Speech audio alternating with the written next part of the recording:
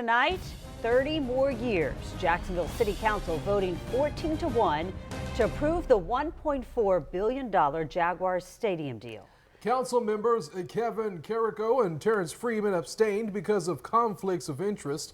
The vote keeps the team in Duval, where city leaders say it will benefit all of Jacksonville, including its closest neighbors. Our Andrew Badillo is on your side tonight. He's joining us live outside Everbank. And Andrew, what are people saying about this vote? Anthony, Heather, people are generally in favor of the stadium deal, but some did have concerns about part of a $300 million community benefit agreement. Part of that was carved out, and those people are concerned that that money carved out won't be discussed as promised by City Council at a later date. We have scored a touchdown. Jacksonville's team isn't going anywhere. Let's celebrate like it's 1993. We did it again. In '93, Jacksonville became an NFL city. 30 years later, the city and Jaguars did it again. Monumental. Monumental. I think it's generational progress. The cost of generational progress, $1.4 billion. $625 million from the Jaguars and $775 million in public dollars. The deal also includes a $175 million community benefits agreement, or CBA. The city carved out $94 million from its portion, including money to develop Jacksonville's east side. We want this council to guarantee that these funds go to the communities that deserve to have them. Incoming council president Randy White promised to help the east side through separate legislation the council will discuss in July. Words neighbors say they've heard before. I got so many calls about it.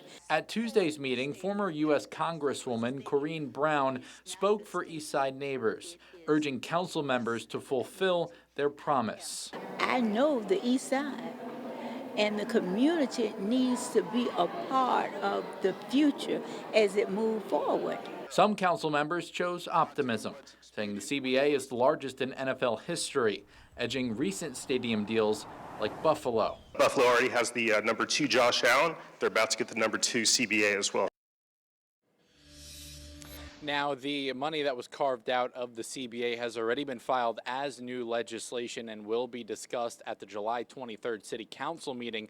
And the lone vote against the stadium deal was by Council Member Mike Gay. He said that he wasn't comfortable with the finances of the stadium deal and said that 4 weeks was just not enough time to look at a deal as comprehensive as this one.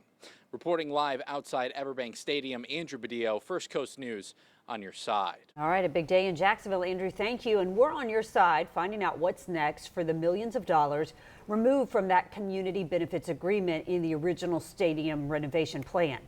We spoke with a business owner out east who says City Council needs to consider the community surrounding the stadium. This is a once-in-a-lifetime deal for this city, and for something like this to come along and to just let it go, I don't think it'll be a good thing, a good idea for them to do.